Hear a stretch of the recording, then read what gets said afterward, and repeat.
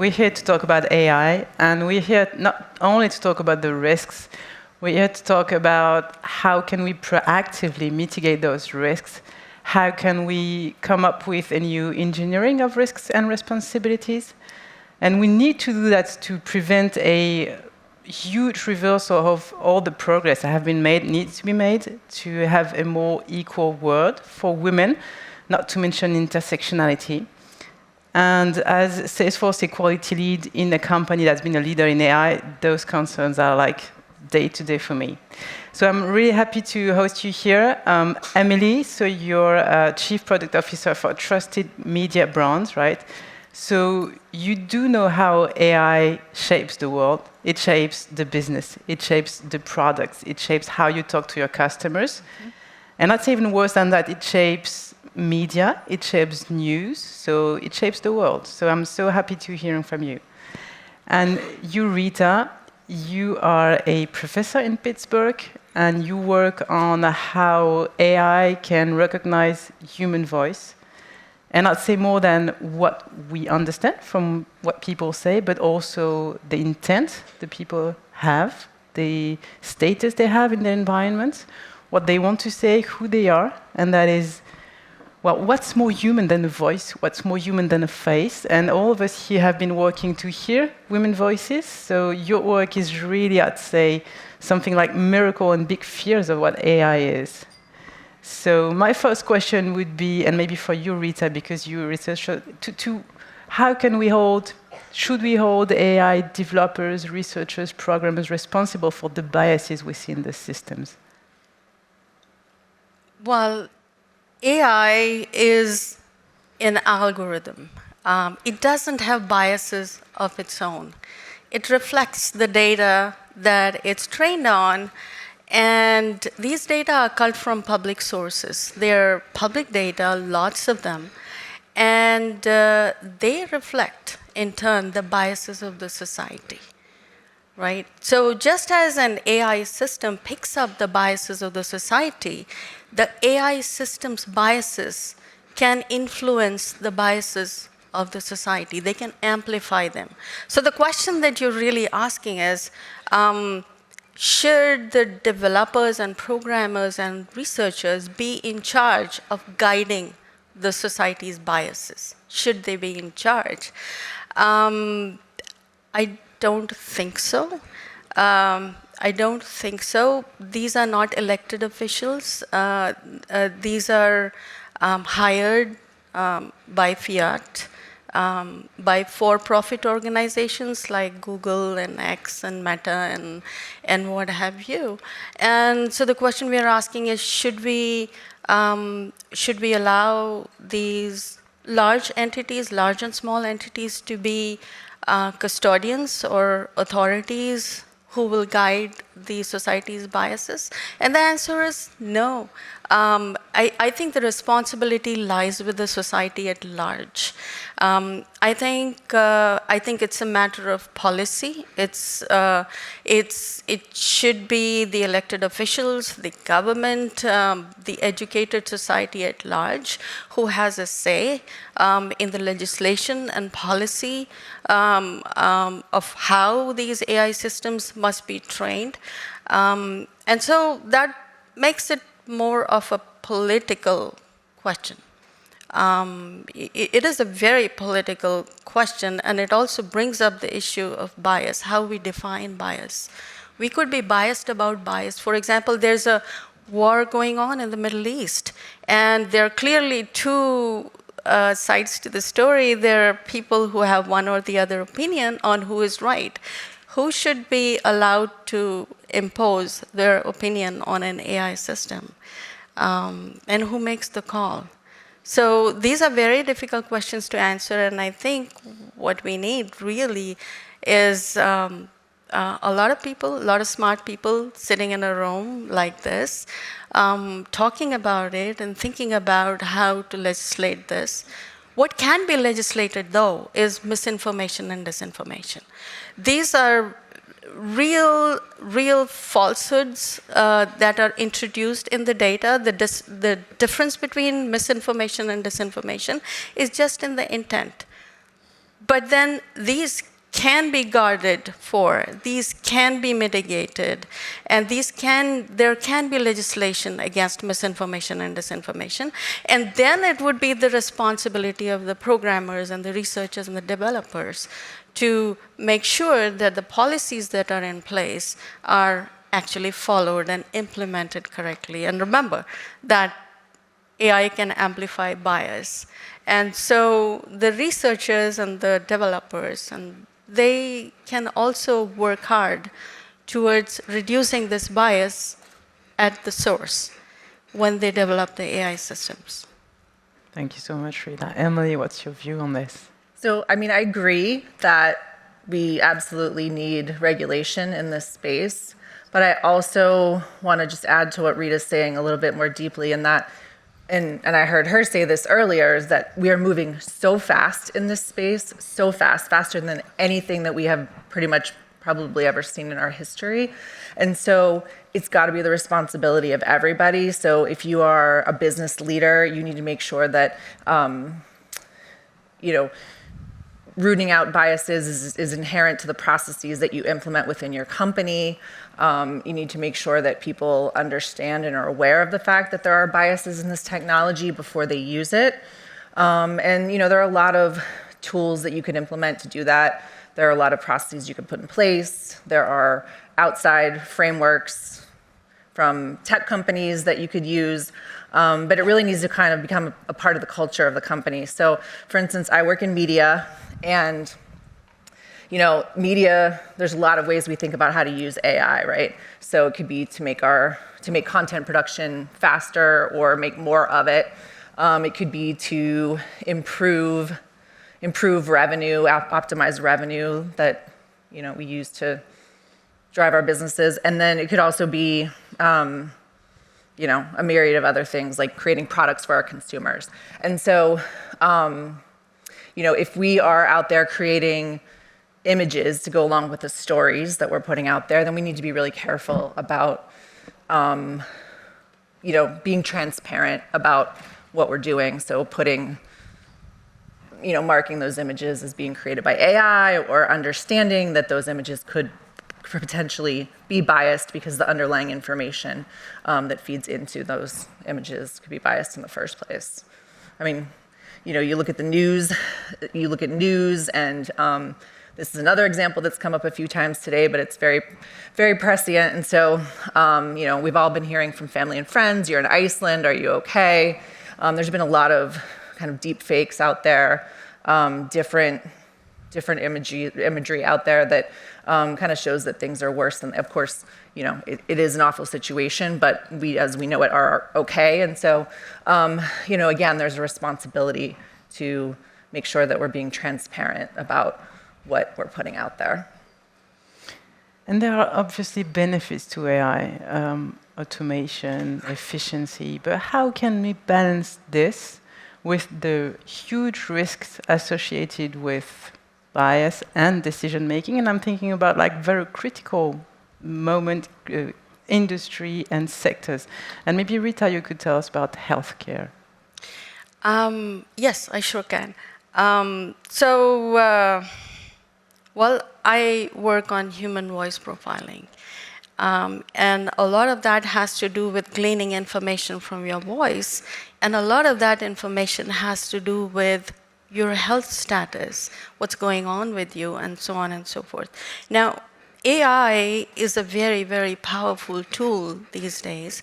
And well-trained AI can actually democratize healthcare. It can revolutionize healthcare. Well-trained AI can take healthcare faster, far and wide, at a lower cost to all corners of the world, right? My work has the same potential.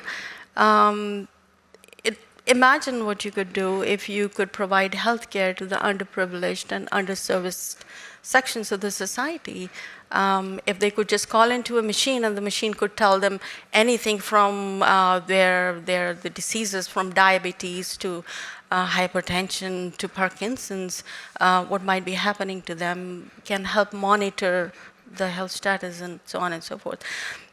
all that is very good. It's very powerful, and that's what keeps me going. But at the same time, I realize that there are very serious risks associated with it. There are privacy transgressions that cannot be ignored.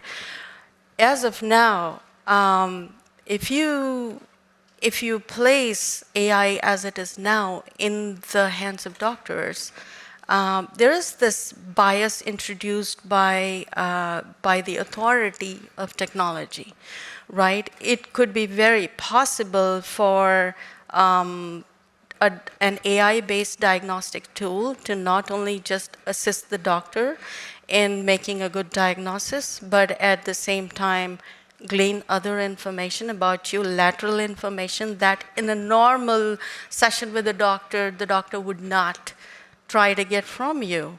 Now, I'm not saying that doctors will misuse it, but doctors may end up not thinking as much and depending a lot on information that might not be completely correct, might not be completely pertinent, and at the end of the day, they would be following the formulae of AI and their textbooks more than thinking. People become dependent on their machines. We are dependent on our cell phones. What happens when people in healthcare become dependent on AI and stop thinking? I'm not saying stop thinking in a very strong sense, but not weighing the pros and cons as diligently as they used to.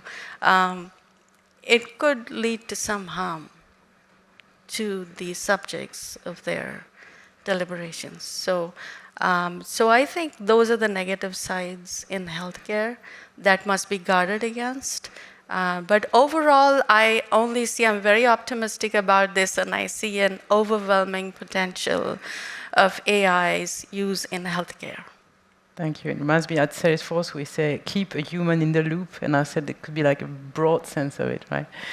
Emily, could you tell us about those critical sectors like media or criminal justice?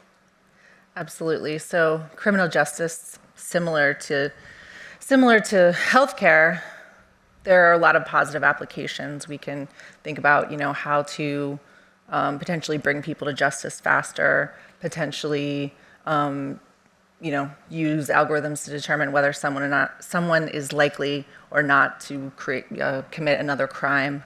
But just like we can use them positively, there's also a downside to that in that, some of our technologies just aren't there yet, and so they cause problems. So for instance, facial recognition technology still has issues recognizing people of color, so people can be misconvicted. Recidivism scores, so the likelihood that someone's going to recommit a crime also tends to be biased in a way that, I've seen some studies where in the US, Black people are twice as likely to be, their scores are likely to be twice as likely to be high enough to say that they're going to commit another crime or I should say twice as likely, it's misdiagnosed twice as likely versus people of other races. And so again, we have to focus on the positive, but be very aware of the negative and make sure that we are working to correct some of the underlying data that feeds into those biases. You asked about media as well. So I think, from a media perspective, I talked about some of the ways that we use it, but certainly some of the ways that it can be misused as well. And it's certainly never the intention of a news organization to mislead people or to, be nefarious about what they're reporting. But because not everything out there is a reputable news organization, it is up to the reputable news organizations to put guidelines in place. It is up to them to also, push, and media companies are doing this, push for legal frameworks for their own content that's being used within AI in order to provide information to people. So it's really important in media as well to make sure that we're, putting guide rails around things. I have a last question for you. We must admit that the AI system have been rolled out for public use. without really informing people of the biases it may create. So what can we do now? Maybe it's still time to mitigate those effects and delegate responsibilities. What do you think, Rita? Well, I think the people who are rolling out these AI systems themselves don't know what the biases are in the AI system. And there is a reason for that. The systems that are being rolled out today, they're coming thick and fast from these large tech. The next one and the next one and the next one. Each one has billions of parameters. They need lots of data to train with. And as I mentioned before, these data have biases, right? In the arms race that's going on in the industry to bring out the next better and better AI system, there isn't time to cull the data, to actually remove the biases from the data. The human touch is, yes, there is some level of human feedback in there, but the data curation is not being done that diligently. It could not possibly be done that diligently. And it's so bad that the large tech don't even have metrics for bias. So Grok 1 came out just a few days ago. Elon Musk announced that. This was 7 days after GPT-4 Turbo came out, and the claim that was made was that Grok 1 is better than Google's Bard on 5 AI metrics. If you look at the metrics, they are high school math, middle school math, information from question answering from certain fields. There are no civic metrics. There are no bias metrics. And then again, this brings us back to the question. We're not sure of what bias is in the absolute, right? If we can quantify it, we can fold it into the AI systems. But as of now, the marketplace has to have some bias metric. They should not be competing just on high school math metrics, but also on some marketplace metrics that says, my system is better than your system on these bias metrics, right? That's what I feel about this whole arms race. Thank you so much. Emily? Yes, in the absence of metrics, I feel that it's really a multi-pronged approach within organizations at this point. So certainly having open conversations within your organization about what potential biases may arise out of the use of AI, and being willing to have tough conversations around that. Also, certainly, like I've mentioned, putting your own guardrails in place for whatever industry is that you're in, and then being participatory and willing to fund more research in this space. And then I would say last, and maybe perhaps most importantly, without more diversity within the AI field itself, this is going to be a really tough mission. So we need to focus on, a more diverse set of people and, participants within the AI industry. Thank you so much. Gone are the time when AI was just in the air, just a scientific subject. It has impacts on lives. It has impacts on women's lives, on women's bodies, on women's survival, I'd say. So I'm so happy we keep discussing this, and I'm so happy to keep this political. This is a political subject, and thanks to the Reykjavik Forum, I'm happy to see those wonderful women taking part of this debate. So thank you so much. Your vision has brought so much to the table. Thank you very much.